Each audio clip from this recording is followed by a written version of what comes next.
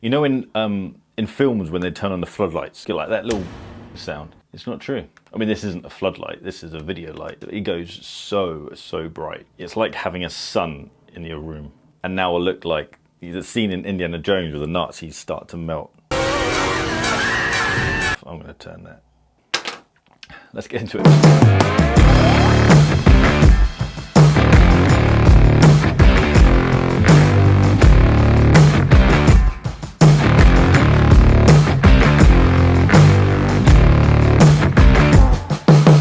Jack, I'm Adrian. This channel is about me exploring watches, drinking coffee, chat with you guys, and this is another Q&A video. This is going to be a YouTube Q&A video rather than my typical Instagram Q&A video. Every week on Tuesday I post a story on Instagram. This time it was on YouTube, asking for people's questions, and we chat about whatever comes in, literally anything. And before we get into it, let me just tell you about straps. I sell straps over at barkandjack.shop, leather straps, native straps, and each order comes with a little watch sock. I call it a watch sock, kind of a strap sock. It's just a thing to put stuff in. It's I hate throwaway packaging, so I was keen to create something that isn't throwaway. Let's get into it. And the first question is, well, basically, I've kind of ordered them with regards to top questions, so priority. So I'm just going to work through the kind of most liked questions, most popular question last. Taylor Seahorn, have you ever been less than honest with your wife about a watch? Yeah. Mainly about like just value retention and stuff like that. Alfred Muckenbeck. If you haven't seen Alfred, Alfred makes car videos. So I'll put a link, I think it's this corner. I'll put a link to the most recent thing. He's like a car boff, really cool guy. How's the car search going? Of course he's asking you about cars. Good, I've narrowed it down to 2 cars.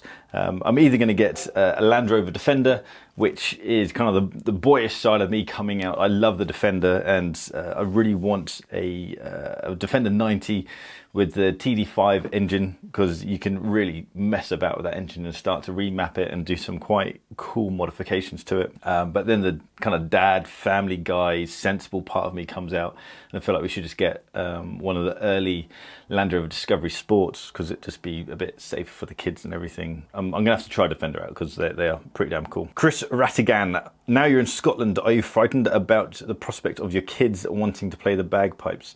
That's not going to happen. I won't allow that. Giza, ceramic Daytona on Jubilee, thoughts? I think that sounds amazing. That sounds really quite hot.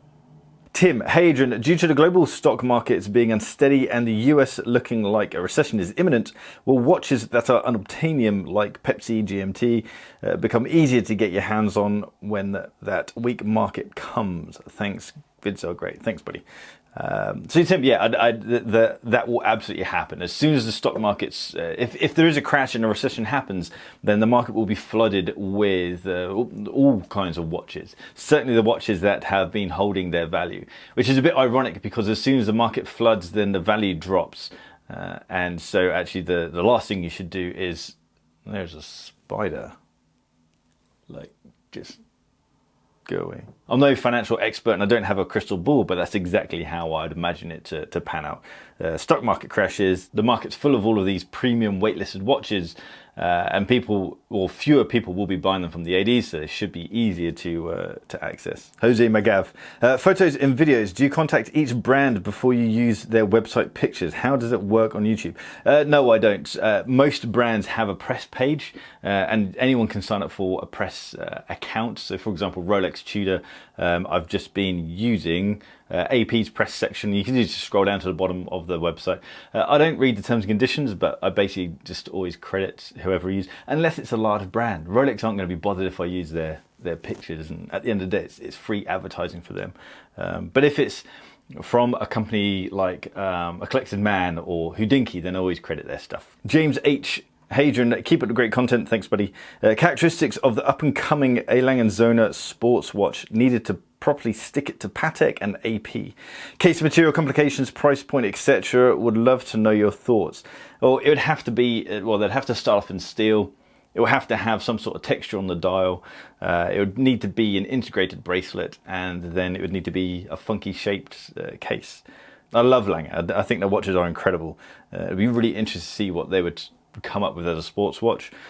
But I kind of feel like all of these brands pretty much just churn out the same kind of topic. I can imagine that Lange would go down that route of integrated bracelet, steel, and I guess the complications would be just plain time and date, and then they would also launch by the side of it like travel time. That seems to be a big thing at the moment. RS, what do you think of the new Omega James Bond limited edition Seamaster 300M and the price around 6,000?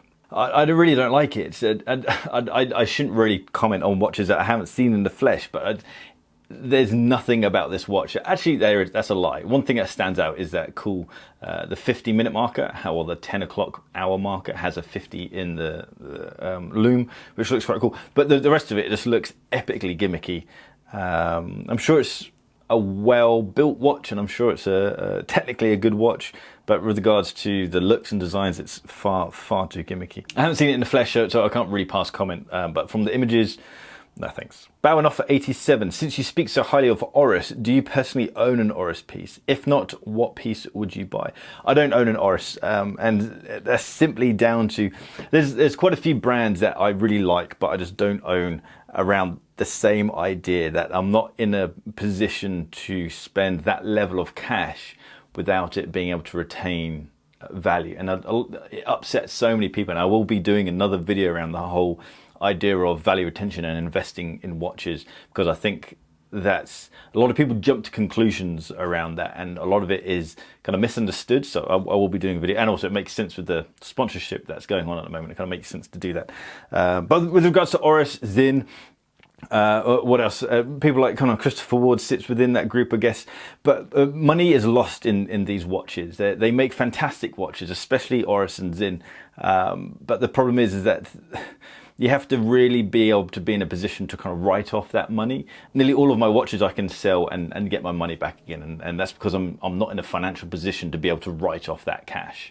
I guess the only watch that is in my collection that doesn't go along with that mindset is my Grand Seiko, the Quartz GMT, and it was quite nice to be in a position to buy that watch, knowing that I just want to buy the watch as opposed to that needs to hold value. So to answer your question, if I were to buy one, I'd buy the two-tone Divers 65, but I will now be holding out till next year to see what they come up with, because I think next year is going to be a big one for them. Adrian McCarthy, great name, buddy.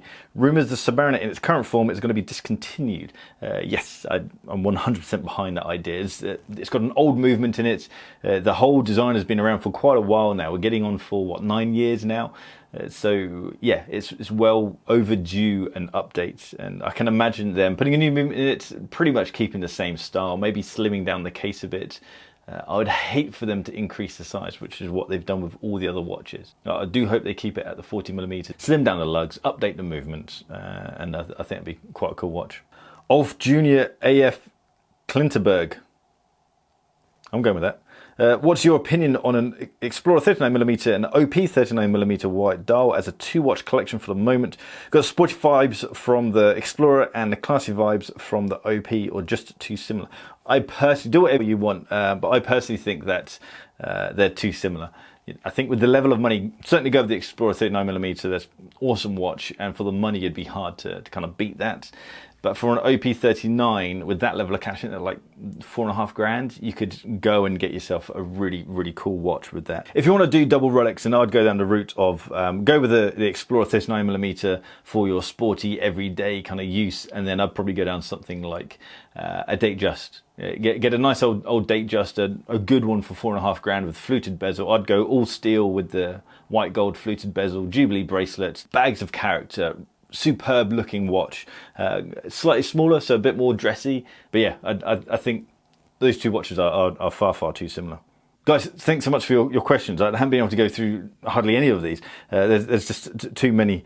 But thanks so much for getting involved. And if you want to, next week I'll be doing it on Instagram. Maybe I should alternate it between YouTube and Instagram. But we'll see. We'll see what happens. Hit the subscribe button down there if you want to support the channel, and hit that thumbs up button if you did like the video. Jump over to barkandjack.com if you want to check out our articles and previous videos. Jump over to barkandjack.shop if you want to check out our straps.